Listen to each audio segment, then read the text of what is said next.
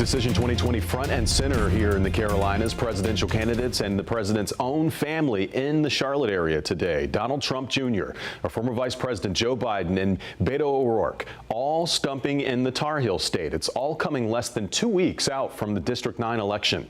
NBC Charlotte's Ashley Daly joins us live with the story. Ashley? Well, Fred, that's right. The special election now less than 2 weeks away. So today, Donald Trump Jr. was here at the Rolling Hills Country Club, where he not only helped to fundraise for District 9 Republican candidate Dan Bishop, but he was also here to energize Republican voters all around. Political battles raging across North Carolina, known as the battleground state. But this week, it's Charlotte, the center of the candidates' focus. At the forefront, North Carolina's District 9 special election, now less than 2 weeks away.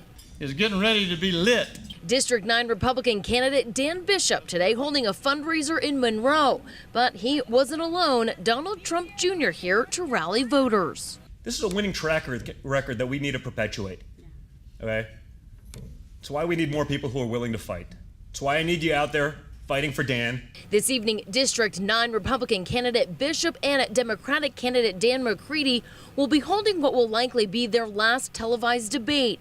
Also in town this evening, presidential candidate Beto O'Rourke. O'Rourke is holding a town hall in Charlotte starting at 5:30.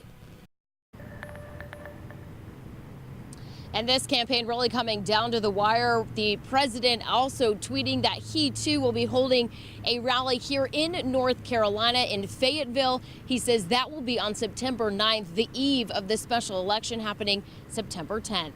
Reporting live, Ashley Daly, NBC Charlotte. All right, Ashley, thank you.